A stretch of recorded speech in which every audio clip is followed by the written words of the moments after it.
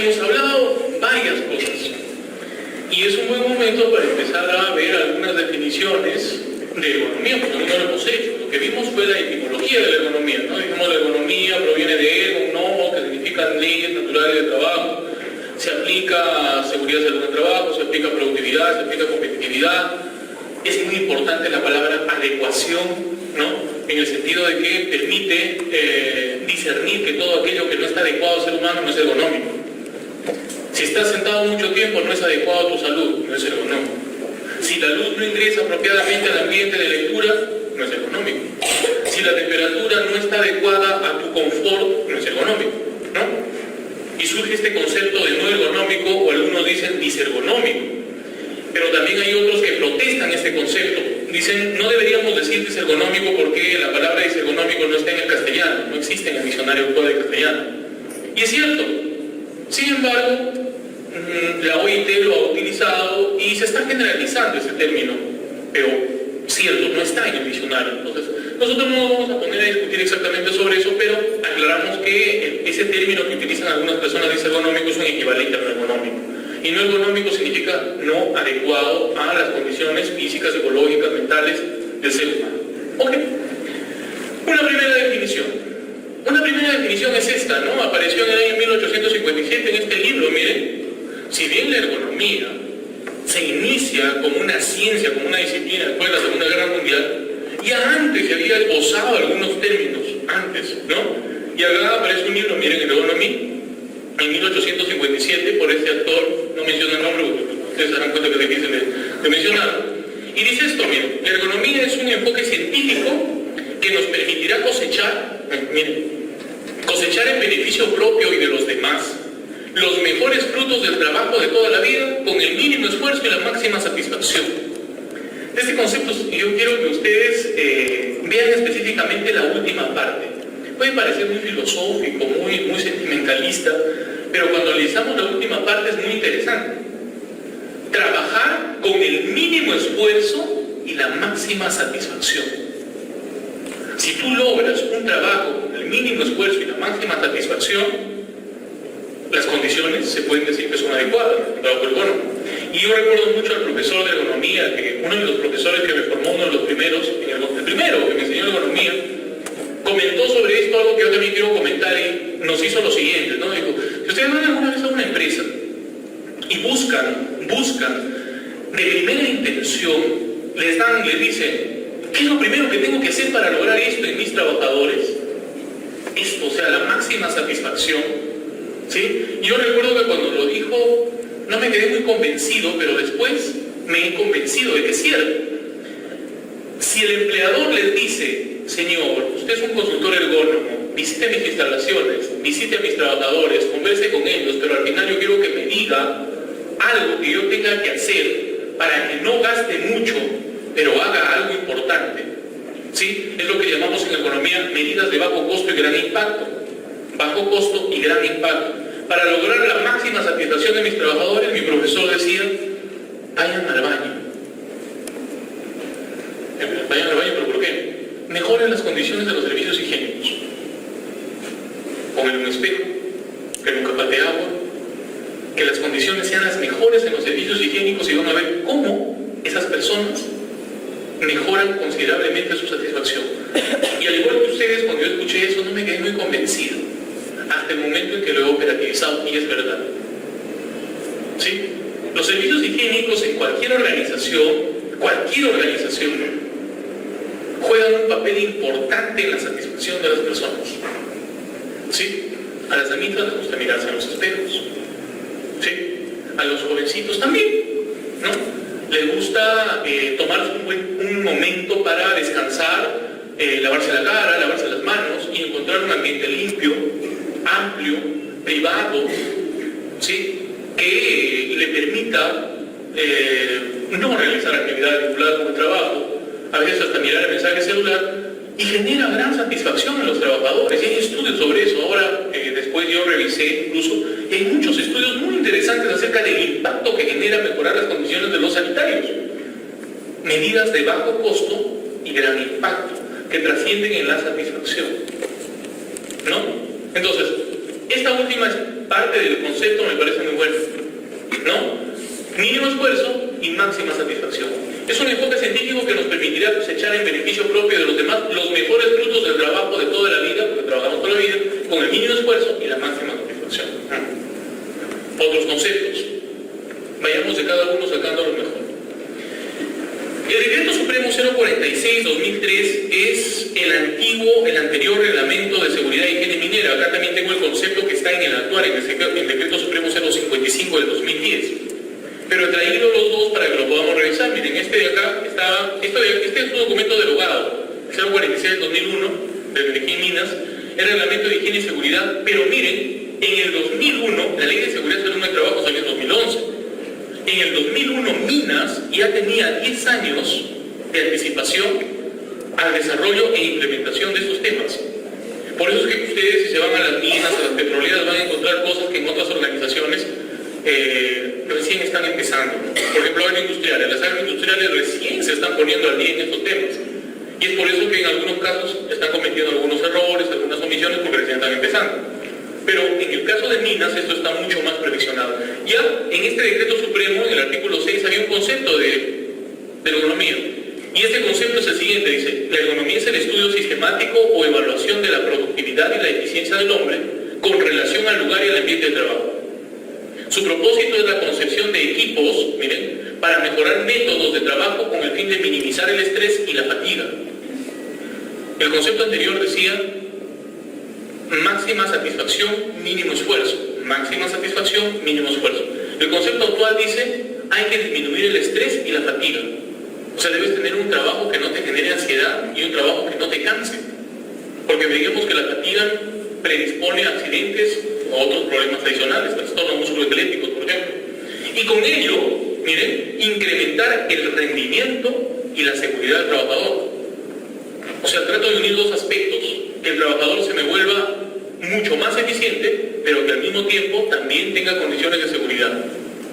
¿Sí? Ok. La ergonomía es definida también como la ingeniería humana. Es una expresión que se ha difundido mucho y que es cierto, ¿no? En algunos países le llaman, en Gran Bretaña, para referirse a la ergonomía utilizan la expresión human factors, factores humanos. Los factores humanos son los componentes del trabajo relacionados específicamente al ser humano que intervienen en la productividad y la eficiencia. Otra definición: conjunto de los estudios científicos de interacción entre el hombre y su entorno de trabajo. Va un poco más allá, no solamente máquinas, no solamente medios de trabajo, sino en general su entorno y la interacción que se genera entre ellos, ¿no? Lo óptimo es que haya una adecuada comunión, una adecuación. Si es que no existe, eso no es económico, ¿no? Un concepto que de repente hemos comentado con palabras distintas. La ergonomía es la parte de estudio del trabajo que, con la utilización de conocimientos de la anatomía, acá viene. Hay muchas cosas que se aplican en ergonomía que los médicos ya las sabían, que los ingenieros ya las sabían, que los arquitectos ya las sabían. Yo fui hace un par de años a una conferencia de ergonomía en Lima, y el ergónomo que habían invitado, un ergónomo de diseño del Brasil, ¿no? Porque en ese país hay ergonomía del diseño. Y empezó a hablar acerca de cómo se diseñan, por ejemplo, las estructuras de los ambientes internos de las casas, ¿no? Pensando en comodidad para los seres humanos. Y había en el auditorio un arquitecto que levantó la mano y dijo: ya lo sabemos. No, dijo algo así. No exactamente así, pero disculpe, pero usted nos ha traído algunas cosas que nosotros ya conocemos, el arquitecto. Y el ergónomo le contestó de una manera bastante curiosa. Dijo: bueno, pero yo he venido al Perú y veo que la mayor parte de casas no están diseñadas así. Son muy pocos ustedes. Eso fue lo que le dije. A mí me quedé sorprendido y dije: claro, ¿no? Lo mismo pasa en medicina. Hay muchas cosas que los ergónomos utilizan de medicina, por ejemplo, conocimiento de anatomía y fisiología, que nosotros lo sabemos hace tiempo. Pero recuerdan que hace un momento yo les dije: la mayor parte de profesiones de salud se han orientado hacia la recuperación, no hacia la prevención. O sea, atendemos personas, utilizamos anatomía para operar, pero operamos a los que están enfermos, ¿no? Utilizamos fisiología para dar tratamientos, pero dar tratamientos a los que están enfermos. Pero los conocimientos de anatomía tan profundos, los de fisiología tan profundos que teníamos, no lo hemos estado utilizando para prevenir. Entonces han venido por ahí los practicantes de esta disciplina, ergonomía, y han tomado estos conocimientos. Y es por eso que en algún libro de salud ocupacional, yo leía hace poco, decía la ergonomía es una disciplina que ha robado conocimientos de múltiples disciplinas y ha creado un consolidado que ahora es abrumador. Y es cierto, han tomado conocimiento de diversas partes, de áreas que no han estado utilizando. Los arquitectos, cierto, ya conocen eso, los ingenieros tampoco, pero vayan a ver las instalaciones que hay. Yo hace poco fui con unos amigos más que todo por realizar una auditoría de un sistema de gestión de un colegio de 6 pisos, y me quedé sorprendido porque en los 6 pisos, en ninguno del segundo, tercero, cuarto, quinto, desde el segundo hasta el sexto, no había servicios higiénicos. No había, era una torre, puro aulas y gradas, ¿no? Bueno, ascensor no había, pero gradas. ¿No había servicio higiénico? No. ¿Y a dónde van los alumnos? Para el primer piso. ¿Quién diseñó eso? ¿Quién diseñó esto? Eso no forma parte del auditorio. ¿Quién diseñó esto? O sea, hay cosas que son demasiado obvias, lógicas, pero así diseñamos.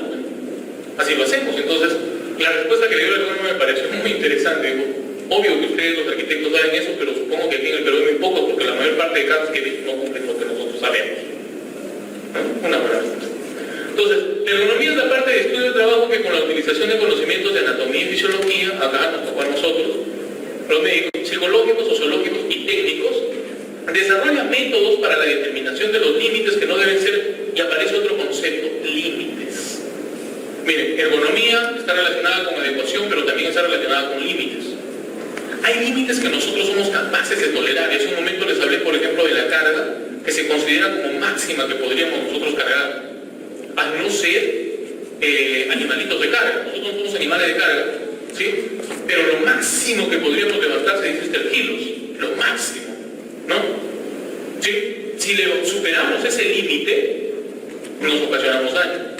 Ahora, dentro de este concepto de límites también han surgido, aparte del límite fisiológico natural, los límites legales. Los legales. Por ejemplo, un límite legal, y algunos con amparo técnico. Un límite legal, 25 kilos. Si estamos diciendo que 3 kilos te ocasionan daño, 4 kilos, 5 kilos te pueden ocasionar daño en la espalda, ¿por qué hemos puesto 25? Es un convencionalismo, eso es un límite legal. Es un convencionalismo, ¿no? O por ejemplo, 85 decibeles, aquí hay estudios.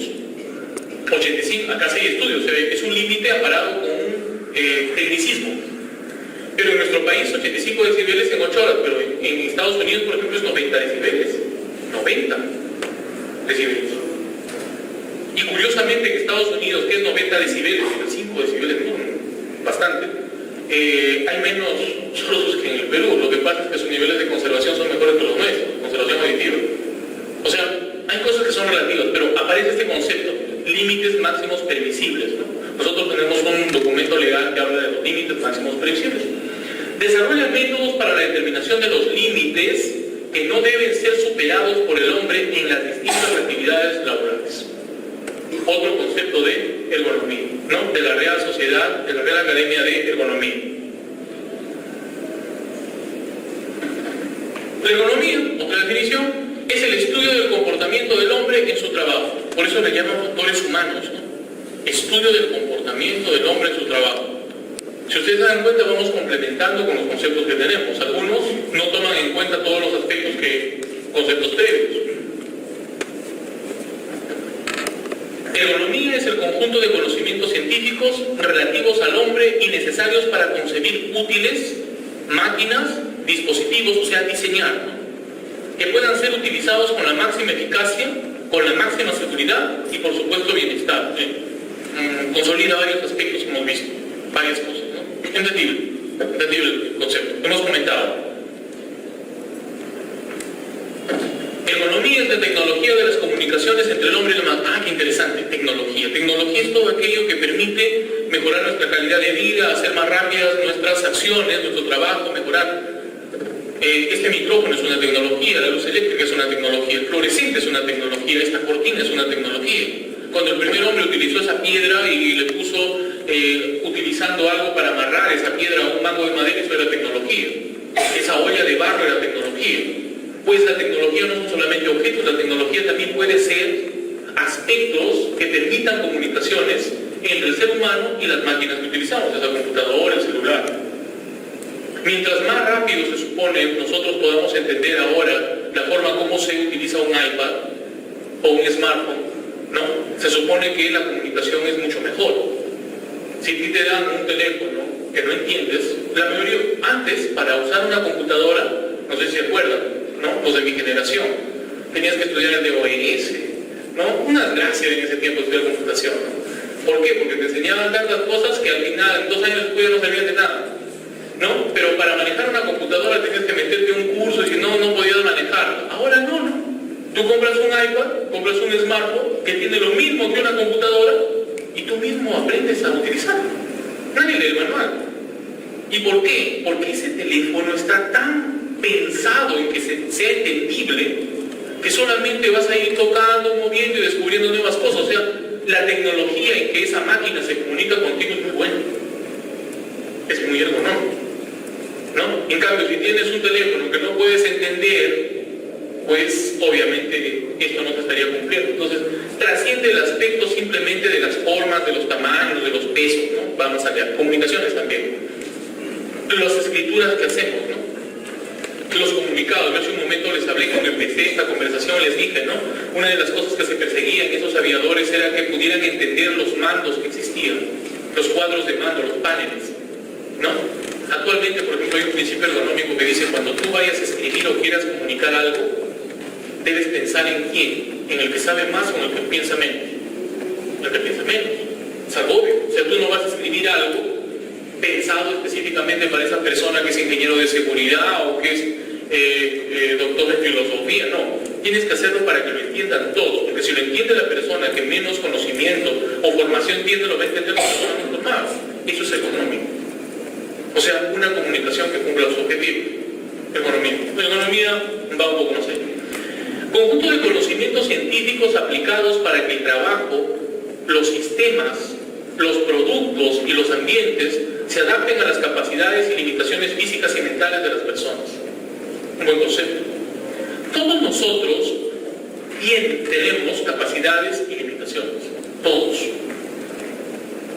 A veces solamente sabemos nuestras capacidades y descubrimos nuestras limitaciones por un examen o de una manera casual.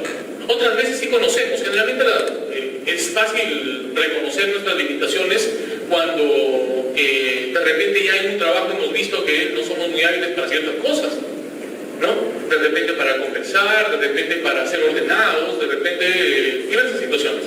O a veces situaciones corporales, ¿no? Hay situaciones que deberían tomarse en cuenta, por ejemplo, para contratar a algunas personas. Yo no puedo contratar a una persona que tiene epilepsia para que sea conductor de vehículos. Es una limitación física. Eso no lo hace menos, tampoco lo hace más. Pero sí es una limitación física que yo debería tomar en cuenta. Pero sí lo podría contratar para otra cosa, para muchas cosas, pero no lo contrataría para eso, ¿no? O algunas limitaciones mentales, ¿no? Por ejemplo,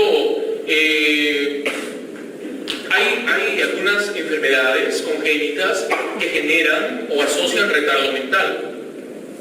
Y el retardo mental también, en situación de derechos, no genera una situación de menor o mejor persona, mejor o peor, no, para nada.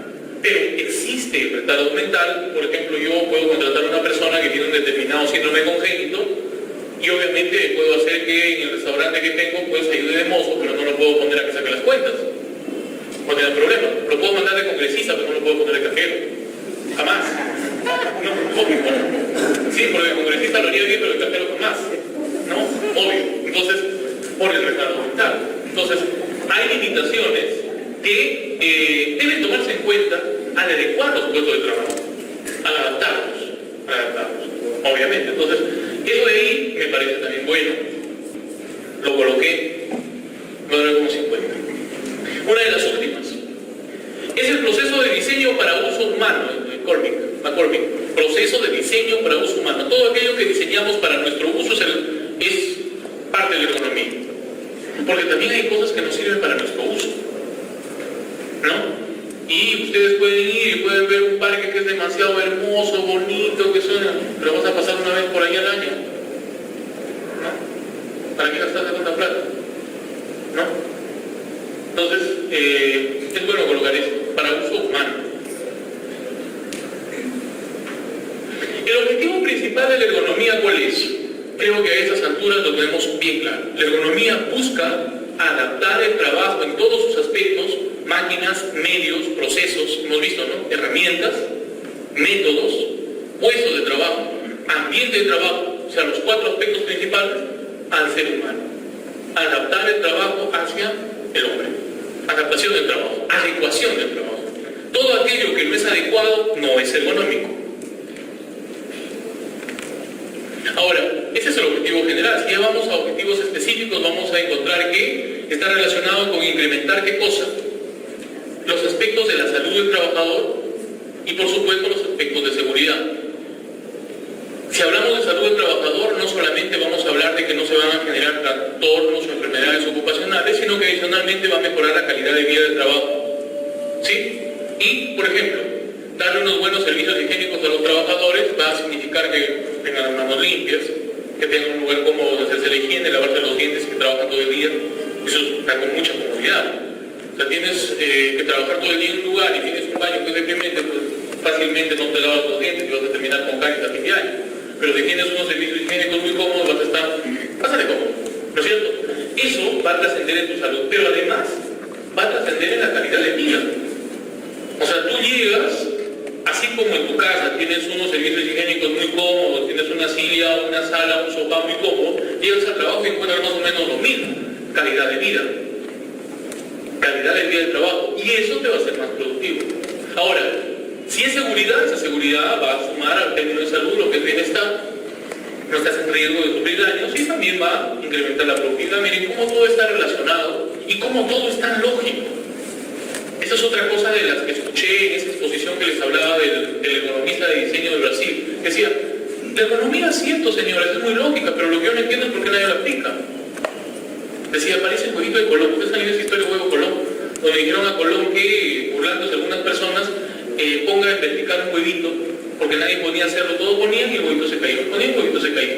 Colón agarra el huevito, no, lo aplasta por un costado, el huevo se para, y todo el mundo dice, oye, eso lo hace cualquiera, porque lo hicieron ustedes, ¿no? Algo así es la economía. O sea, en algunos aspectos es muy lógico, pero cuando se hace la gestión de un sistema de seguridad salud en el trabajo, hay que tomarlo en cuenta. Hay que tomar en cuenta esas cosas. O sea, si yo voy a gestionar seguridad salud en el trabajo, no solamente tengo que llenarme de papeles, con la política, con el reglamento interno de seguridad, con el manual de seguridad, no, sino que debería hacer cosas prácticas, cosas de bajo costo y alto impacto, ¿no? Entonces, todo está relacionado, es muy lógico. Así como pretende incrementar, miren, acá decía incrementar, también pretende disminuir algunas cosas. Disminuir el ausentismo de los trabajadores. Cuando el trabajador está incómodo, cuando sus condiciones de seguridad y salud no son buenas, el trabajador va a atender a dos cosas. La primera es que esté insatisfecho. Si está insatisfecho, va a ir al trabajo, pero no va a producir. Y se genera un concepto que es el concepto de presentismo. Existe mucho, ¿no? Y producto de ese presentismo es que las organizaciones han quitado en sus sistemas operativos Facebook, Twitter, Hotmail, todas esas cosas, ¿no? Porque el trabajador se va y está ahí, ¿no? Mandando mensajes. Tenía que pasar reportes contables, está que se ríe, se ríe de hacer las cuentas, ¿no? Lo que no saben está chateando, ¿no? Entonces le quitó el Facebook. Ya no dejan que eso haga. ¿Por qué? Porque el trabajador se iba y de las 8 horas me trabajaba 5. Va contra los principios de Ford, ¿cierto? O sea, si trabaja 12 horas, trabaja 12 horas. Es como cuando has ido a trabajar, si alguno de ustedes ha ido a trabajar, yo soy médico, por ejemplo, ¿no? He trabajado en hospitales, entonces tú te vas al hospital, en la noche, cuando haces guardia, no vienen los pacientes, no hay pacientes, te vas a dormir, pues, ¿no? Te vas a dormir. Pero si te vas a trabajar en una empresa minera, no es así. Si tú tienes turno de noche 7 a 7, ten por seguro que a las 7 de la noche, a las 7 de la mañana no estás despierto. Entonces, pero si no hay nada que hacer, hay un montón de veces que no hay nada que hacer. Pero cuando hay nada que hacer atendiendo personas, te van a tener un montón de papeles. Tome, doctor, para que hagan sus cosas. Tome y sus cuadros. O sea, de que estás despierto, estás despierto. O sea, ¿por qué? Porque se maneja el principio de que si estás 12 horas, tienes que trabajar 12 horas. No es que estás 12 horas y 6 descansas y 6 trabajas. ¿No? Eso es presentismo. O cuando ya los trabajadores faltan, eso se llama ausentismo. Empiezan a faltar, ¿no? Y empiezan a faltar, ¿por qué? Porque tienen enfermedades, porque tienen dolencias. Empiezan a faltar, empiezan los descansos médicos. Cuando los trabajadores regresan tienden a cometer errores, ¿no? Porque están reincorporándose convalecientes de enfermedades, ¿no? O a veces cambian las características del trabajo al retorno, que pasa 1 o 2 días, cambian las reglas. Entonces cometen errores, ¿sí? Adicionalmente la empresa tiene que cubrir costos por incapacidad. A veces se asocia a monotonía, o sea, siempre se está haciendo lo mismo, el trabajador está insatisfecho, está sobre o subcalificado y monótono en su trabajo. Genera estrés laboral, es un problema. Y la economía debería buscar disminuir todo esto, que también se dan cuenta, es muy lógico. Muy lógico, pero hay que tomarlo en cuenta. Entonces, disminuir costos por incapacidad, esto es importantísimo, los famosos costos. ¿Quiénes pueden ser ergónomos? Yo les mencionaba hace un momento que la ergonomía en algunos países existe como pregrado. O sea, hacen 5 años de carrera, igual que hacemos acá, enfermería, medicina, obstetricia, administración, sociología, el ergónomo, ¿no? Acá no tenemos pregrado, pero déjenme comentarles, ya que estamos hablando de este tema, que la ergonomía es una disciplina muy interesante, muy interesante, la ergonomía. Muy interesante, tiene muchos aspectos de desarrollo. Les voy a enseñar luego una clasificación de la ergonomía porque se den cuenta lo amplia que es y la gran cantidad de cosas que toma, que en nuestro país y en cualquier parte del mundo, los primeros ergónomos que hemos tenido aquí en el país, por ejemplo, han sido ergónomos posgraduados que viajaron a Bélgica, a otros países y se formaron como magísteres o doctores en ergonomía y vinieron luego como ergónomos. Entonces, el término ergónomo no solamente reúne a aquellas personas que han hecho ergonomía de pregrado, sino que lo pueden hacer de posgrado, pueden hacer un máster, una maestría, un diplomado, se convierten en ergónomos, ¿no? Y complementan sus competencias, ¿no? Si son ingenieros, si son médicos, son enfermeras, sociólogos, pueden hacer ergonomía y se van a dar cuenta que en cada área que ustedes desarrollen van a tener muchas cosas que aplicar como parte de la ergonomía. Muy interesante. Y déjenme decirles que ya cada unos 4 o 5 años, no más, se van a crear espacios legales para los ergónomos. Espacios legales. Porque cuando nosotros vamos, por ejemplo, a las empresas mineras, encontramos personas que se encargan de higiene, se encargan de seguridad, se encargan de medicina ocupacional, de enfermería ocupacional. ¿Por qué? Porque los principales riesgos son pues ruidos, el polvo, son las explosiones, son los accidentes, ¿no? Pero si tú vas a otras organizaciones, que es lo común, por ejemplo, bancos, por ejemplo, una municipalidad, por ejemplo, un colegio, y no encuentras polvo, no encuentras ruido, no encuentras explosiones, no encuentras derrumbes. Ahí lo que encuentras son problemas de tipo ergonómico. Los profesores tienen problemas porque las aulas las diseñan muy grandes y los alumnos han sentado muy lejos, por ejemplo, ¿no? O tienen problemas porque las máquinas tienen inadecuadas formas, las sillas. Entonces, los ergónomos van a entrar a esos lugares a hacer diseños adecuados, a proponer medidas adecuadas, a hacer antropometría, todas las estrategias que utilizan para disminuir el riesgo de tipo ergonómico, ¿no? En este momento no se les está dando el espacio porque la ley no lo está parando, pero yo estoy seguro que en unos 4 o 5 años van a salir normativas, igual que ha salido en Chile, igual que ha salido en Brasil, en Colombia, ¿sí? Y van a tener mucho espacio. Entonces, me parece que la economía es un camino muy interesante que algunos de repente quieran seguir. ¿Cuál es el papel de estos ergónomos? El papel es comprender y ayudar a comprender el posicionamiento y comportamiento que adoptan los humanos en el trabajo cotidiano. Se orienta mucho a esto, ¿no? Posicionamiento y comportamiento. Y debemos entenderlo y ayudar a entenderlo a otras personas, ¿no? ¿Qué tiene de malo si es que te acercas mucho a las pantallas luminosas, a las computadoras? ¿Qué tiene de malo si tu silla es muy alto, tu silla es muy baja? O si estás utilizando de forma inadecuada el mouse de la computadora, ¿sí? O de repente la luminosidad es muy fuerte. Oye, tú te vas a un lugar y observas que hay una ventana por donde ingresa luz y ponen la computadora en esta posición. Imagínate, pobres ojos, ¿no? La luz de la ventana más lo que es la luz que sale de la pantalla luminosa. Eso genera un problema que se llama deslumbramiento y genera trastornos visuales. Actualmente ya reconocemos, por ejemplo, que el trabajo, esta es otra cosa que ha transgredido nuestra naturaleza. Nuestra naturaleza ha sido siempre parpadear bastantes veces. Al parpadear nosotros lubricamos con las lágrimas los ojos, los globos oculares y las conjuntivas, y esa ha sido nuestra naturaleza de miles de años, hasta que apareció un artefacto maravilloso, que es el celular, el smartphone, el iPad o las computadoras, las pantallas luminosas, que nosotros, para mirarlas, nos hemos acostumbrado y hemos roto miles de años de evolución en que parpadeábamos varias veces. Para mirar estas computadoras hemos dejado de parpadear, ¿no? Y al dejar de parpadear, el ojo ha dejado de lubricarse, y en personas que hacen esto por mucho tiempo ha aparecido la enfermedad del ojo seco, el síndrome del ojo seco, ¿no? O no nos hemos dado cuenta que nuestra naturaleza siempre es mirar hacia abajo. Miren, si tú caminas, no caminamos así. No caminamos así. Tampoco caminamos así. Nuestra naturaleza siempre es tender hacia abajo. Bueno, algunos también caminan ahí, ¿no? Por ejemplo, Ollanta, ¿no? Camina siempre así. Pero nuestra naturaleza no es exactamente caminar así, ¿no? Nuestra naturaleza es caminar con un ángulo dirigido hacia abajo los ojos. Entonces, ¿por qué ponen los televisores así? ¿O por qué te sientas en la computadora y estás así? Algunos son chiquititos, la computadora les parece cine, ¿no? ¿Por qué? No, imagínate. Normalmente el computador, la pantalla luminosa debería estar en una posición de inferior nivel con respecto a los ojos. ¿Por qué? Porque cuando está en una posición inferior, cumple con nuestra fisiología normal. Cumple. Y en segundo lugar, miren, al estar así, los ojos están menos abiertos que cuando está ahí. O cuando está ahí, están más abiertos. Y por lo tanto, la cantidad de globo ocular que está expuesto es menor. Son aspectos tan simples, coherentes, como dicen los ergónomos, pero que no lo aplicamos. Pues entonces empecemos a ser más coherentes y entendamos cómo es nuestro comportamiento frente a esas herramientas. ¿Cómo nos comportamos? ¿Cuándo no nos hemos chancado el dedo con el martillo? ¿No? Oye, no cojas el clavo así, se te va a desviar la mano y te vas a dar un martillazo. No, imposible, tengo punta ahí. ¡Au!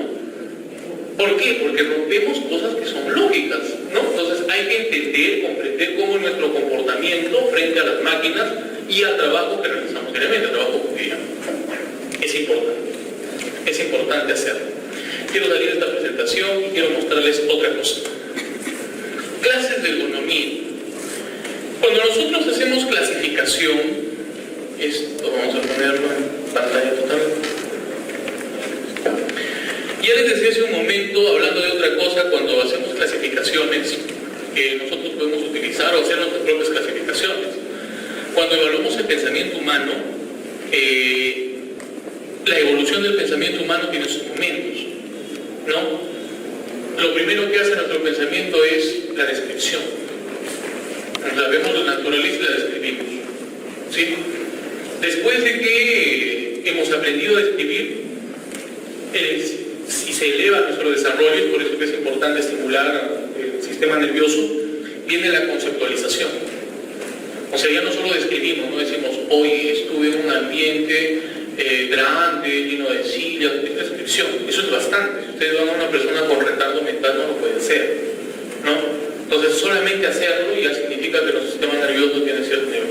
Luego viene la conceptualización. Oye, ¿qué es una silla? La silla es un objeto que tiene 4 patitas, ¿no? Que sí tiene un lugar donde normalmente nosotros nos colocamos en sedentación, cuando estamos sentados, y atrás tiene algo para soportar nuestra espalda. Es un concepto, ¿no? Que asocia una descripción.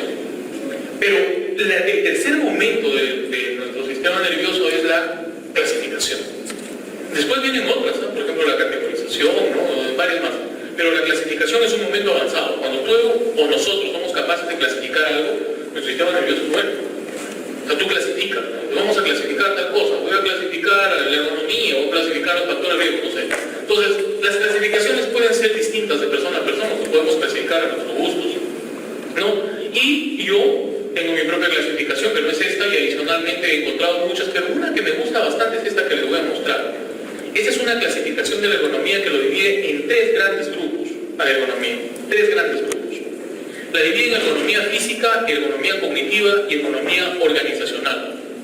Y esto pertenece a la escuela brasilera de ergonomía. Cuando la ergonomía empieza a aplicarse a las ciencias de la salud, a la salud ocupacional, solamente se consideraba este aspecto, el aspecto físico. Por ejemplo, manipulación de cargas, ¿no? Posturas inadecuadas, posturas forzadas, ¿no? Como la que tiene el gasquitero cuando está debajo del lavabo haciendo sus instalaciones, o como la que tenemos nosotros cuando estamos llevando una caja como parte de nuestro trabajo, ¿no? Levantando una carretilla.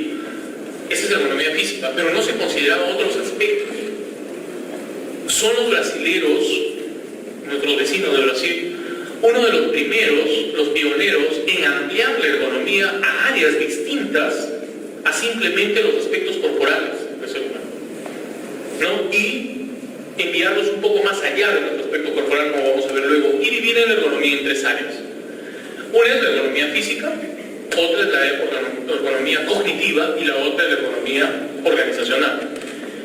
¿Qué es la ergonomía física o qué abarca esta parte que se conoce como ergonomía física? Hablar de ergonomía física es referirnos a los aspectos de nuestro cuerpo, nuestra anatomía, nuestras medidas, ¿no? Nuestra anatomía, tenemos dos brazos, tenemos dos ojos, tenemos una nariz, la disposición de nuestros órganos, nuestras medidas.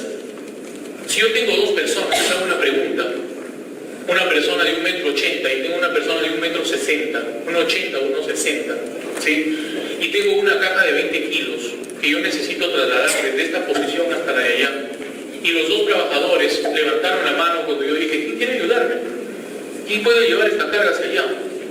¿No? Y los dos levantaron la mano, los dos están dispuestos y quieren hacerlo. ¿A cuál de los dos debería escoger ergonómicamente? ¿Al más grande o al más pequeño? ¿Sí? Vamos a suponer que en ambos casos la caja se va a dejar a una altura como esta. O se la va a dejar en el suelo. ¿Sí? Estamos cerca del suelo. Pues curiosamente sí. A pesar de que el más grande pueda ser más alto, es más alto y puede ser más fuerte, más masa muscular, es recomendable escoger al más pequeño. ¿Por qué? Porque mientras menos sea la distancia que existe de esta carga física al suelo, menor es el daño que se produce a nivel de la columna. Eso significa que esa misma caja de 20 kilos le va a generar más daño a la persona más alta que a la persona más pequeña. Así es que déjense sentirse mal las personas que son altas y han ido al mercado y han visto a los estibadores cargando un saco de papas de 80 kilos y ustedes no podían con los 10 kilos que tenía la bolsa que les había dado para cargarse enamorada. Estaban así, ¿no? Y el otro, un chiquitito, ¿no? Un chiquito estaba con su sargazo, ¿no? Y ustedes se sentían mal y enamorados, miraban. Grandarse, no puedes hacer eso. Y lo que pasa es precisamente por eso, ¿no? O sea, las capacidades físicas también tienen que ver con eso. Entonces, anatomía, antropometría. Acá está la definición de antropometría, es un rango de la ciencia que se ocupa de las medidas del cuerpo humano, más o menos les decía. La fisiología es una ciencia que se encarga de estudiar las funciones, ¿sí? La anatomía es acá dice anatomía humana, la anatomía es una ciencia que se estudia los órganos. Anatomía es sinónimo de organología, anatomía es la ciencia que estudia los órganos, así de simple, ¿sí? Que órganos que forman aparatos, sistemas formados por órganos, pues da la vuelta al concepto. Y anatomía humana estudia los órganos humanos. La fisiología es la ciencia que estudia las funciones. La biomecánica es una ciencia que integra aspectos biológicos y físicos. La física de nuestra naturaleza biológica, por ejemplo, cuánta carga somos capaces de levantar con músculo, con el bíceps, por ejemplo, o cuál es la amplitud que tenemos al rotar el brazo, no sé, eso es biomecánica. En su relación con la actividad física, la disposición física del puesto de trabajo, la salud y la seguridad. Entonces, todo aquello que implique la utilización de nuestro cuerpo, de nuestra fuerza, por ejemplo, hablando de la fisiología, o de nuestras limitaciones en rangos. Hay personas, se han dado cuenta, ¿no? Pues que cuando hacen gimnasia, que pueden abrir completamente las piernas y otros no. Hay personas que tienen mayor y otros que tienen menor elasticidad, ¿no? Pues lo mismo se aplica acá. Eso genera limitaciones o genera capacidades para ciertas cosas, ¿no? Entonces, la ergonomía física está relacionada con estos componentes. Entonces tendría que ver con carga física, tendría que ver con manipulación de cargas, tendría que ver con empuje, con arrastre, con presión. Ok, eso es ergonomía física. En algún tiempo se pensó que la ergonomía solo se encargaba de eso. Pero otro aspecto es la ergonomía cognitiva, que nosotros en esta tarde hemos conversado, aunque de manera implícita. La ergonomía cognitiva se refiere a los procesos mentales como la percepción. Trabajador nuevo ingresa a una organización. Le dijeron que va a ser asistente de la dirección.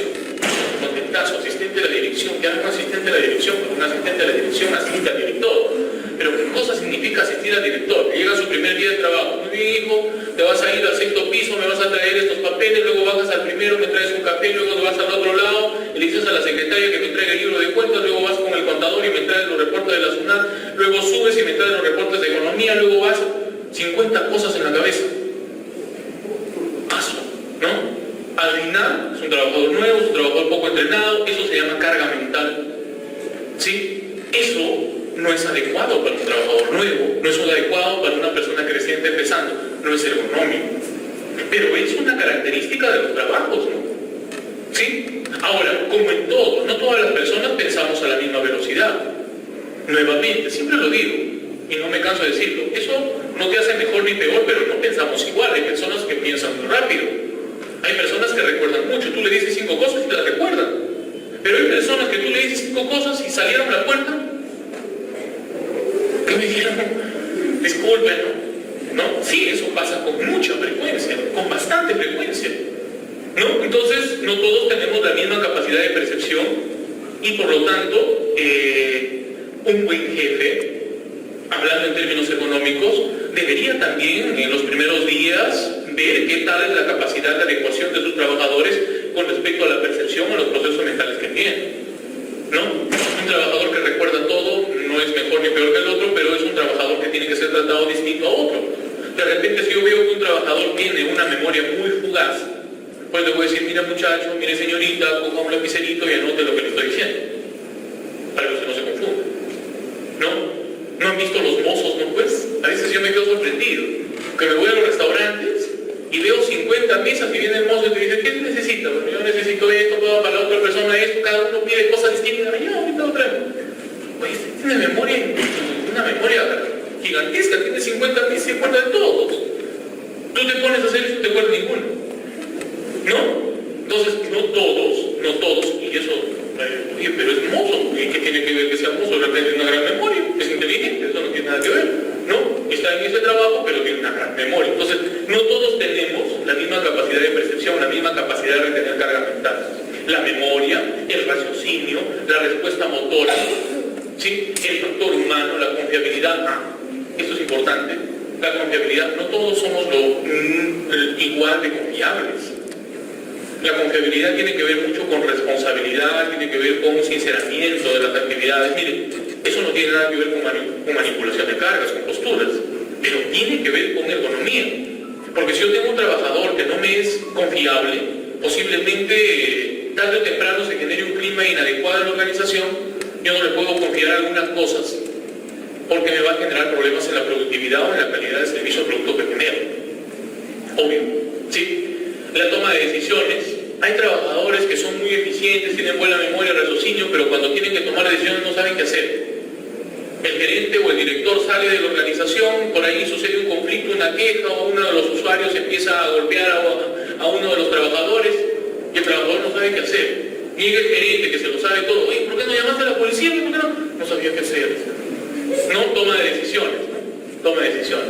Y sistema hombre magia, o sea, esto de que es ergonomía cognitiva tiene que ver con procesos mentales, ya no con situaciones somáticas.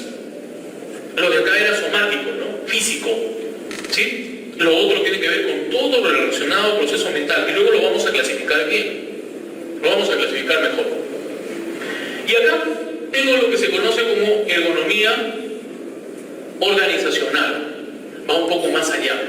Esto ya escapa de la persona. La ergonomía física y la ergonomía cognitiva era lo que algunas personas han llamado ergonomía individual, o sea, de la persona.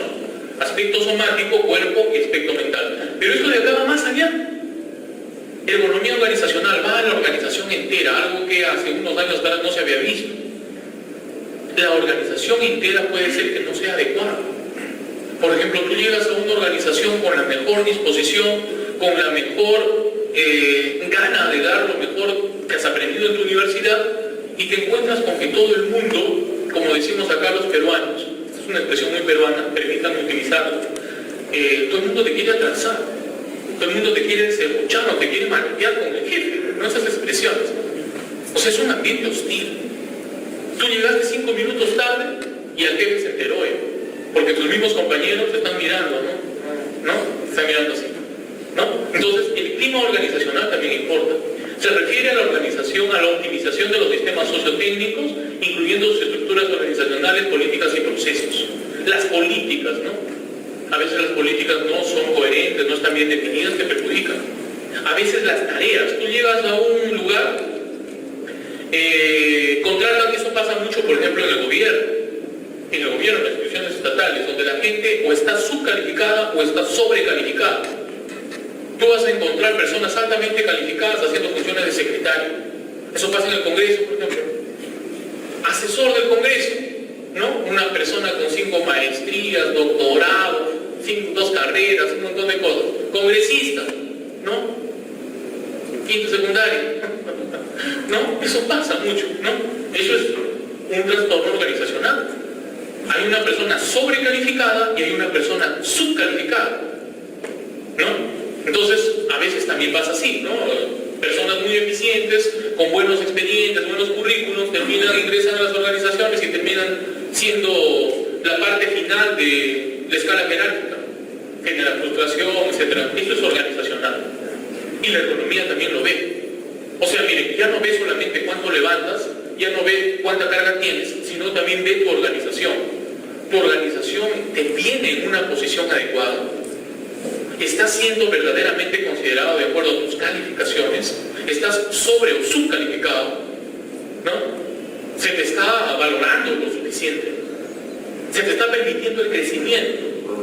¿No? El crecimiento que deberías tener. El crecimiento, la línea de carrera es muy importante también para términos económicos. Aquí en el Perú ingresas a una organización en el año 40 como barredor y en el año 2000 te jubilas como barredor, ¿no? En el Japón ingresas en el año 40 como barredor y posiblemente en el 2000 te jubilas como gerente general de la organización. O sea, haces línea de carrera. Avanzas, acá no es así, ¿no? Y acá puedes terminar el colegio y entras de gerente municipal.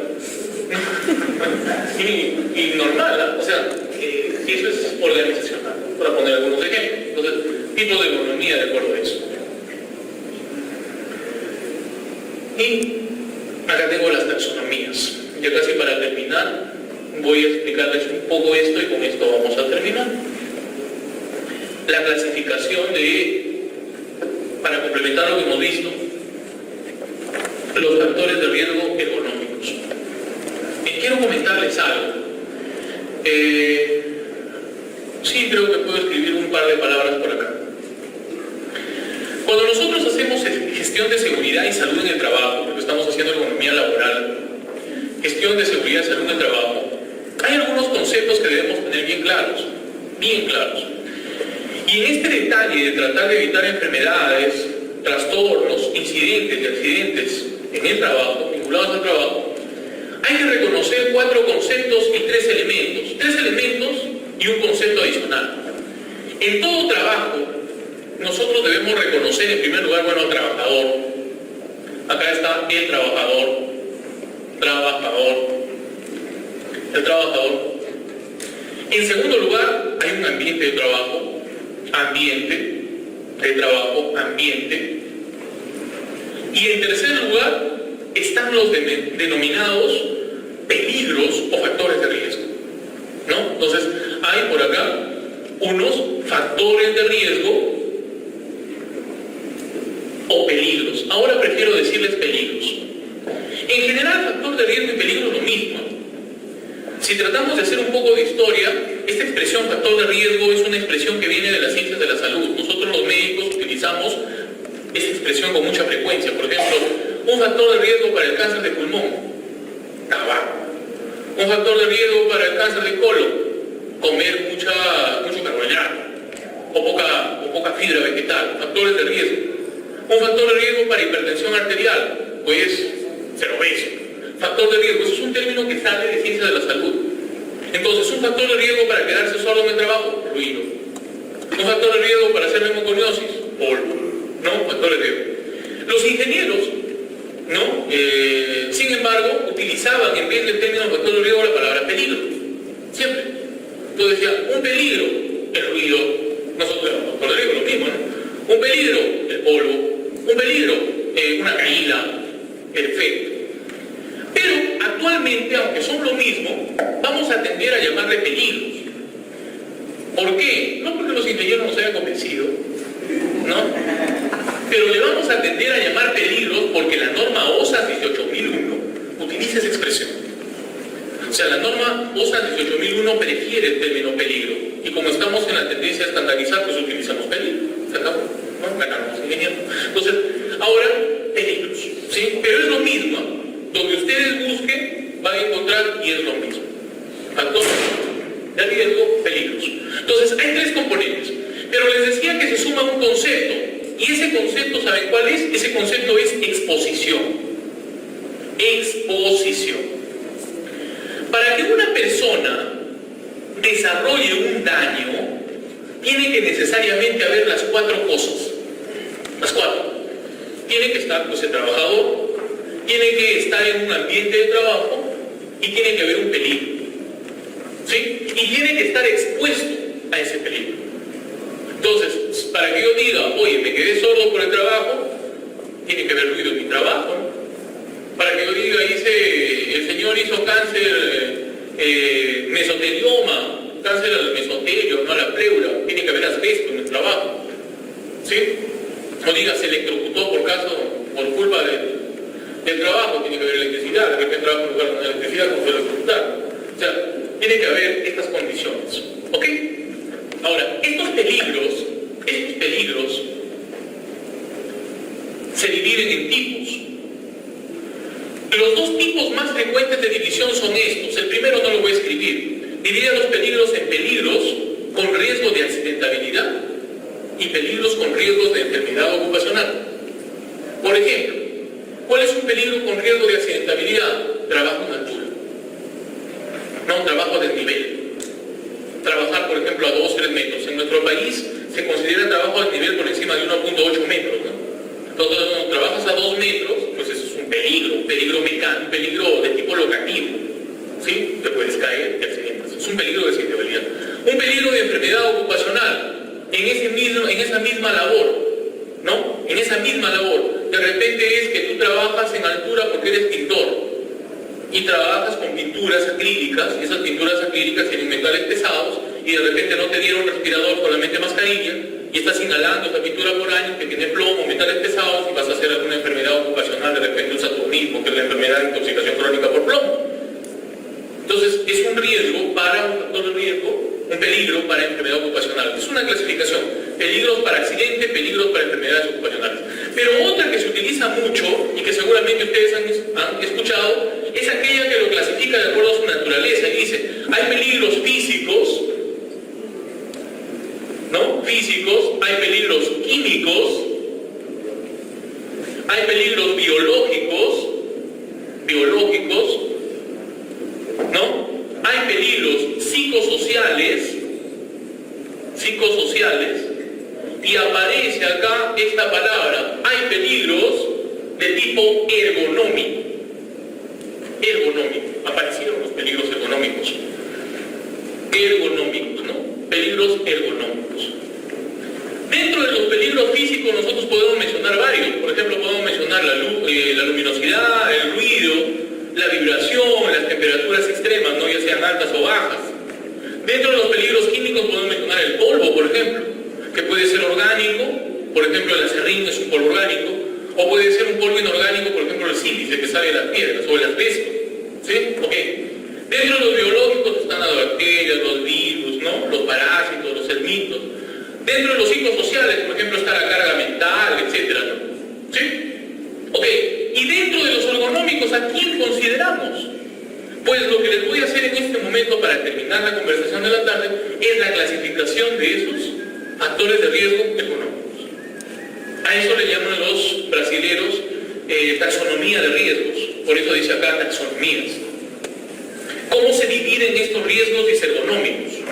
Así como hemos dicho, hay riesgos físicos, ruido, vibración, temperatura, etc. Pues los riesgos ergonómicos también tienen su propia clasificación. Y eso es lo que vamos a revisar para complementar nuestra conversación de la tarde y terminar. ¿Sí? Primer grupo, son varios, ¿eh? Clasificación de problemas ergonómicos, interfaciales o posturales. Esto hace alusión a los físicos, ¿no? Por ejemplo, miren, posturas inadecuadas pueden resultar en posturas perjudiciales. Hay personas que trabajan en posturas inadecuadas, ¿sí? Por ejemplo, los fontaneros, los gasfiteros, ¿no? Que están debajo de los lavabos, debajo de los urinarios, ¿no? Por mucho tiempo. O los mecánicos, debajo de los vehículos, ¿no? Que están agachados, ¿no? Eso de acá. Hay también problemas relacionados con el campo de la visión. están muy cerca a los pantallas luminosas, están muy lejos de la lectura.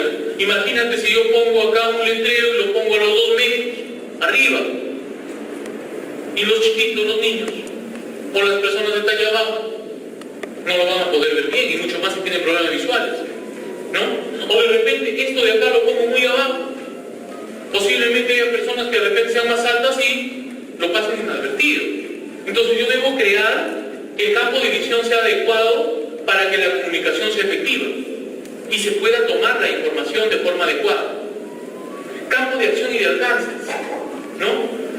Yo coloco acá un ganchito para colgar el saco, pero de repente lo coloco a 2 metros y llega por ahí, no sé, viene alguien de talla más baja y no alcanza. O los timbres, ¿no? Te vas a tocar el timbre está en el segundo piso, ¿no? Entonces tu alcance ya no es el adecuado, el alcance. O me dicen, pon cajas y apílalas hasta 10 capas. Oye, pero ¿cómo les voy a apilar si no alcanzo? ¿No? Entonces a eso se refiere posturalmente. Posicionamiento de componentes de comunicación como consecuencia de la desconsideración de los usuarios extremos. Usuarios extremos son en esa distribución que les dije hace un momento de la campana de Gauss. Nosotros trabajamos para el promedio, ¿no? Para el 90% de personas. ¿Quiénes son los usuarios extremos, por ejemplo? Aquellos que son demasiado grandes o que son demasiado pequeños, ¿no? Son usuarios extremos. O aquellos que son zurdos, por ejemplo, ¿no? La mayor parte de nosotros, bueno, de ustedes, que son zurdos, la mayor parte de ustedes, de la gente, son diestros. Los zurdos somos un pequeño grupito. Y cuando hemos ido a los colegios, hemos encontrado, bueno, ahora las mesas son distintas, pero antes había mesas individuales donde tú apoyabas el brazo, pero no encontrabas una mesa para zurdos, ¿no? O lo hacían porque no se olvidaron de los zurdos, porque te querían que te vaya el salón, pero no había eso, ¿no? Entonces, como consecuencia de la desconsideración de los usuarios extremos, se puede perjudicar los sistemas musculares esqueléticos de estas personas, ¿no? Cuando no se les considera. Te vas a un restaurante de repente, y como todos son de una determinada talla, lo que pasa en los omnibuses, ¿no? Una noche yo viajé de Chipote para acá y venía un extranjero, oye, que medía creo 2 metros, y el hombre debe haber terminado pues demasiado adolorido, ¿no? Porque las piernas no le alcanzaban en el asiento, se tuvo que cambiar porque estaba sentado al lado de la ventana, ya no alcanzaba, ¿no? Y yo con el miedo de que termine con la pierna encima de las mías, entonces dije, no, mejor pásate a este lado. Terminó con las piernas estiradas, cambiando de posición, ¿no? Bastante alto, o sea, un usuario extremo para nuestro diseño. Terminar con malestar. Y eso que solamente fue un viaje corto. Entonces, eso de ahí está considerado dentro de ese tipo. Se llaman interfaciales o posturales, ¿no? Riesgos ergonómicos interfaciales o posturales. Hay otros que son instrumentales. Por ejemplo, referidos a los inadecuados arreglos físicos de los paneles de información y comandos, lo que hace que se dificulte la toma de información y genere inconsistencias en la navegación, la exploración visual, afectando la memoria y el aprendizaje, ¿no? Entonces, muchas veces, los códigos de colores, ¿no? Códigos de colores. Normalmente en peligro estamos acostumbrados a ponerlo con rojo, ¿no? Y lo que no es tan peligroso lo ponemos con verde. ¿Qué tal si haces lo contrario? O colocas las dos cosas a la misma altura. Eso va a generar confusión en los usuarios, mucho más si son áreas de riesgo. Entonces, estos de acá se llaman riesgos ergonómicos de tipo instrumental. Inadecuados arreglos físicos de los paneles, ¿no? Algo así les comenté con respecto a lo de los aviones, por ejemplo, ¿no? De tipo informático y de tipo visual. Por ejemplo, debilidades de detección. ¿Qué tal si yo pongo salir y lo hago chiquito, ¿no? Chiquitito. Incluso, mira, esto de acá debería ser más grande. Porque para que las personas que están lejos lo vean, yo veo de salida, veo una granita, pero las personas que están atrás ven una mancha verde, ¿no? Y si esto está cerrado y no conocen el ambiente, no saben por dónde salir. Oye, pero es una puerta. ¿Y qué tal si lleva al almacén? ¿No? Y en vez de salir hacia la parte externa te vas a un almacén. Entonces, debería ser un poco más grande. A eso se refiere cuando dicen, miren, tiene que ser fácil de detectar, fácil de discriminar y fácil de identificar la información en pantallas, paneles y señales de tráfico, ¿no? Debería ser fácil.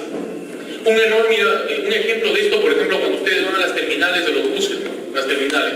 No sé si han visto, van a las terminales y quieren saber a qué hora sale tu carro y hay una pantalla, un televisor. Pero el televisor es pequeño. Puede ser grande si lo llevas a tu casa para que veas en la noche una película. Pero ves un televisor con 50 líneas ahí, ¿no? donde están todos los carros que te pones a buscar, ¿no? Al final, mejor pregunto, te vas a preguntar, porque no entiendes, ni siquiera entiendes de hora de llegada, hora de salida, GPS, marca, ¿no? La placa del carro, te terminas confundido, ¿no? Y mientras estás viendo eso, tu carro salió. Entonces, eso de acá es algo parecido. Como resultado, se puede obtener daños a la percepción visual, como la mala visibilidad, la legibilidad y comprensibilidad de los signos visuales, ¿no? En el caso de conductores, puede generar accidentes, por ejemplo, ¿no? Cuando las señales no son las adecuadas. Entonces, se refiere a eso. Problemas de información visual. Accional o manual. Cuando hay limitaciones biomecánicas sobre el ataque y la acción de los comandos y abrazaderas, por ejemplo, es diferente coger una caja. Aquí en el Perú no existe reglamentación que obligue a las empresas que importan artefactos a que las cajas tengan perforaciones que permitan el agarre.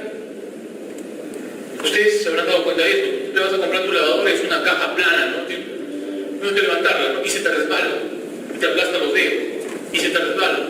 Pero tú importas algo, por ejemplo, traes de otro país y tienes los agarres. ¿Pero por qué? ¿Son tontos? ¿Qué cosa tienes? ¿Por qué no le hacen eso? Bueno, de repente son tontos, porque es algo coherente, pero no lo hacen porque no hay ley que lo obligue. Nosotros todavía estamos a nivel cultural en una etapa en la que no hacemos lo que la ley no nos manda hacer. Malo, ¿no? Pero así es. O sea, si la ley no nos manda hacer, no lo hacemos. Si la ley lo manda, lo hacemos. Eso se llama cumplimiento normativo. O sea, nuestra perspectiva cultural está en ese sentido, ¿no?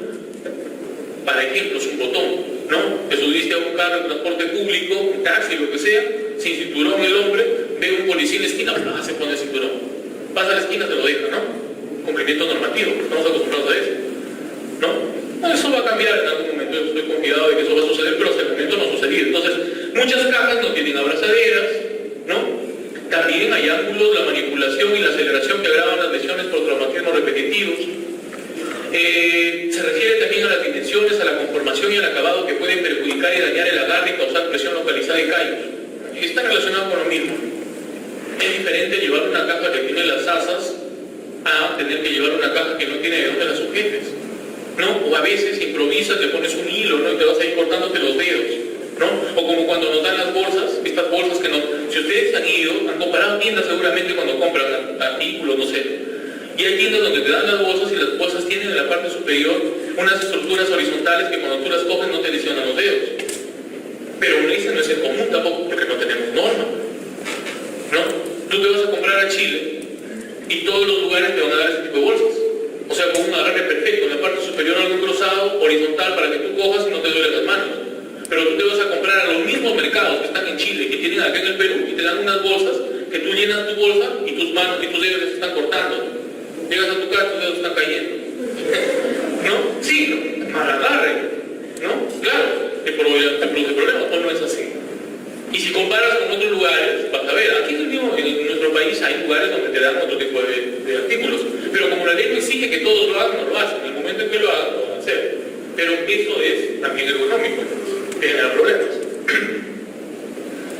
Comunicación oral gestual, falta de dispositivos de comunicación a distancia, ¿no? Mala audición de mensajes o radios. ¿Se han dado cuenta que van a algunos lugares y usan micros? Y con micros se entiende menos que sin micro. ¿Ha pasado eso? Seguro que sí, ¿no es cierto? Tú te vas y están animando un lugar o están haciendo una clase y con el micro no se entiende nada, pero lo siguen utilizando. En cambio, con el micro, sin el micro se entendería mejor, pero en este caso creo que sí se entiende, no sé, ¿no? De repente no se escucha atrás, no lo sé, pero se refiere a eso, ¿no? Mala audición de mensajes de radio o ruidos de transmisión de información sonora y gestual inadecuados, ¿no? No son los adecuados. Problemas ergonómicos cognitivos, dificultades de codificación, aprendizaje y memorización frente a inconsistencias lógicas y de navegación de sus sistemas de comunicación. ¿Les ha pasado también que tienen jefes que no se dejan entender? ¿O que tienen compañeros de trabajo que no se entiende lo que te dicen? Me va a haber pasado. ¿Qué fue de los papeles que te encargué? Ah, sí, estuve conversando con su secretaria. ¿Y los papeles? No, pero estuve conversando con su secretaria. ¿Y los papeles? No, es que su secretaria pues me interrumpió y no hizo los papeles. No, algo así, ¿no? O sea, te contestan una cosa por otra, ¿no? O sea, tú haces una pregunta y te contestan otra. Nos vinieron a buscarme. Sí, han venido 8 personas, ¿no? No te dan datos viables, esto de acá se refiere a eso. Como resultado, la interrupción de la selección de información para las estrategias cognitivas, para la resolución de problemas y toma de decisiones. O sea, yo no entiendo, no puedo resolver problemas, no puedo tomar decisiones. Ya sea decisiones como producto de una orden o decisiones para ordenar, ¿no? A eso se refiere, cognitivo. Ya estamos terminando, no se preocupen. Interaccional, computación, miren, es un montón, ¿no? Es un montón, o sea, la ergonomía no es solamente poner una postura inadecuada, ¿no? Economía es muy amplio. Interaccional, computacional, informático. Dificultades en el diálogo computarizado. Ahora nuestra vida se ha hecho tan familiarizada con los iPads, con los smartphones y con las computadoras. Es necesario que las entendamos. Estamos obligados a hacerlo. Obligados. ¿No? Obligados. ¿Sí? En alguna oportunidad olvidé mi smartphone en la casa y llamé para preguntar si es que lo había dejado ahí y mi mamá no me podía contestar porque no sabía cómo utilizarlo. Y él no me contestó, ¿no? Y aunque le he explicado, creo que todavía no entendió bien cómo utilizarlo, ¿no? Y es que las personas ya adultas tenemos dificultades para aprender esto, pero es la verdad, ¿no es cierto? Ahora deberíamos aprender, pues, a hacerlo. Y, como les decía hace un momento, las máquinas ahora vienen tan sencillas que uno lo aprende. Ahora, ¿tú compras una computadora y acaso te vas a hacer un curso de internet para utilizarla? No. ¿Y lees el manual? Tampoco. Antes sí. Antes los sistemas eran tan complicados que si tenías una computadora primero tenías que hacer el Microsoft, el Office, que el Word, que el Excel. Ahora no, tú solo te vas y es todo tan entendible que lo puedes hacer. ¿Qué se requiere esto? Problemas de utilidad, realización de la tarea, usabilidad, el diálogo y amabilidad, presentación de pantallas en interfaces computarizadas y formatizadas, ¿no? Se requiere esto es lo que les acabo de decir, pero en términos más técnicos. Movilización de materiales a excesos de peso, distancias de recorrido de la carga, ¿no? Yo voy a tener que trabajar como secretario y tengo que imprimir muchos papeles y me ponen los papeles en el segundo piso. Oye, pero ¿por qué no bajan los papeles? Te los roban. ¿Y qué tengo que subir? Sí, tengo que subir todo el tiempo, bajar y subir papeles, ¿no? Mira, frecuencias del movimiento de los objetos a levantar, omisión de los límites recomendados por el manual de manejo de materiales, ¿sí? Acá se pone en riesgo el sistema musculoesquelético principalmente, ¿no? Carga máxima según la ley, 25 kilos. Acá te vas al mercado y ves como la ley no la cumple nadie, porque vas a ver los estibadores cargándose 100 kilos como si nada, ¿no? ¿No? Asunto de quién, no lo sabemos, pero no ergonómico. Espacios de desplazamiento, exceso de caminos y direcciones, grandes distancias deben ser recorridas para la realización de actividades y tareas, ¿no? No ergonómico, no está adecuado. Accesos, ¿sí? A veces no hay preocupación por los accesos. Eso se ve mucho, por ejemplo, en instituciones públicas. Ustedes se dan cuenta que en muchas instituciones públicas ustedes vas a un lugar y en un espacio pequeño encuentras 10 escritorios, 100 personas y nadie trabaja, pero no hay ni siquiera por dónde pasar. Urbanísticos, ausencia de puntos o marcas de referencia para orientación, para la mejor circulación de los usuarios en caso de emergencias. Mira, cierto, ¿no? Eso es seguridad.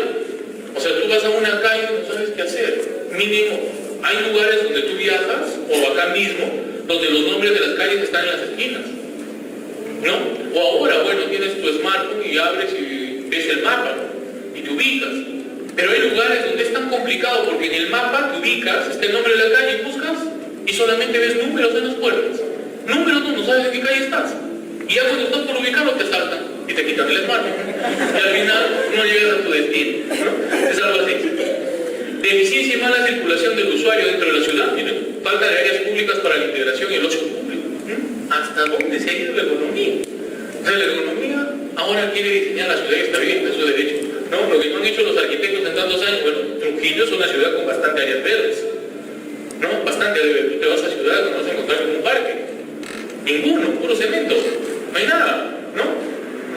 Eso también, mira, urbanístico, también se han involucrado con eso. Espaciales, arquitecturales, interiores, deficiencia en el flujo de circulación, aislamiento, mala ventilación, la ventilación, aislamiento, la iluminación, el confort acústico, el confort térmico, el confort radiativo, mala optimización de la luz, del calor, del paisajismo, mira. Y acá entran a tallar hasta los colores. ¿Te das cuenta cómo pintan los hospitales con esos colores tan feos? ¿No? Bueno, ahora creo que el MIS ha mejorado, está poniendo un tono mostaza, algo crema, ¿no? Pero antes pintaba de color celeste, verde, ¿no? Horrible, ¿no? Tú entrabas ahí, parecía cosa de loco, sí, o sea, estabas ahí todo un día, 2 días, 3 días, celeste, ¿no? El color celeste te refleja la luz blanca de una manera muy peculiar y así dormías todo, así estabas todos los días los pacientes así, no pero locos, ¿no? Feísimo, ¿no? Y eso también, el paisajismo, el ambiente gráfico, los colores, ¿no? Lo que tienes ahí debería ser coherentemente diseñado. Físico-ambientales, temperatura, ruido, iluminación, vibración, radiación por encima, debajo. Alguien levanta la mano y me dice, disculpe doctor, pero usted nos está hablando de los otros factores. Es que la ergonomía ahora se mete con todo. O sea, todo lo abarca. Ve confort térmico, ve confort auditivo, ve confort de iluminación, todo lo demás. Ergonomía, por eso le decía, es una ciencia, una disciplina que ha tomado lo que los demás no estaban haciendo. Lo que no estaban haciendo bien lo tomaron. Químico-ambientales, biológicos, naturales, exposición a la intemperie, exposición excesiva al sol, accidentarios, falta de dispositivos de protección en las máquinas, terrenos precarios, insuficiente mantenimiento de los equipos, deficientes rutinas de equipos de emergencia e incendio, etc. Miren, accidentarios, de operación, ritmos intensos, repetitivos y monótonos, presión en producción y controles, organizacionales, también se metieron con los gerentes. Hay gerentes que son muy malos. Inexistencia de una gestión participativa, desconsideración de opiniones. Hay gerentes que no toman en cuenta las opiniones de los trabajadores, los maltratan. El trabajador es lo último que existe, no le hacen caso, ¿no es cierto? Sugerencias de los funcionarios, centralización de decisiones, exceso de niveles jerárquicos. Hay lugares, estos de los públicos, no hay lugares donde tienen 10 jefes, jefe, asistente del jefe, asistente del asistente del jefe, ¿no? Así hay, eso es cierto. Tú vas a una municipalidad y encuentras de un montón. Falta de transparencia en la comunicación de decisiones, prioridades y estrategias. Falta de política de cargos. Te contratan para ser chofer y terminas siendo almacenero, cargador, terminas recogiendo al jefe del hotel. O sea, completa incoherencia en una serie de cosas y también salarios que no son a veces los coherentes, gerenciales. Problemas de instrucción, falta de entrenamiento, rutinas de instrucción no sistemáticas, ausencia de manuales de instrucción o manuales confusos que privilegian la lógica y funcionamiento de las estrategias de utilización, instruccionales. Lo estoy pasando un poco más rápido porque no te canse mucho. Psicosociales, ahí está.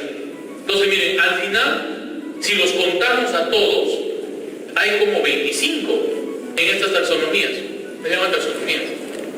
Hay como 25 tipos de riesgos ergonómicos. Miren, y cada uno de ellos puede ser estratégicamente manejado con la finalidad de evitar accidentes, evitar enfermedades, ¿no? U otro tipo de problemas de tipo ocupacional. Muy bien. No sé si tienen alguna pregunta, algún comentario que hacer con respecto a estos temas de ergonomía. No sé. ¿Alguna cosa que ustedes quieran saber? Hemos hablado de los aspectos generales de la ergonomía, conceptos, evolución histórica. Hemos tratado de vincular la ergonomía a la salud ocupacional. Hemos clasificado los riesgos ergonómicos. Hemos visto algunos aspectos en general, temas en general. El objetivo no ha sido específicamente ver, por ejemplo, las herramientas ergonómicas o los métodos de evaluación o establecer un programa de evaluación de riesgo ergonómico. De repente en otro momento lo hagamos.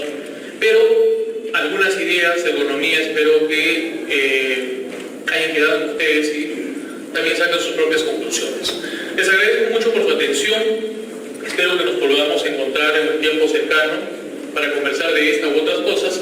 Y espero sobre todo que lo que hemos conversado le dé valor agregado a lo que ustedes hacen, que es lo importante. Que sume valor agregado a sus competencias. Si son ingenieros, si son estudiantes, si trabajan en empresas, si gestionan, no sé, esto ojalá les pueda dar valor agregado. Si no le da valor agregado, pues no ha cumplido su objetivo. Ojalá que sí. Muchas gracias. Les agradezco. Gracias.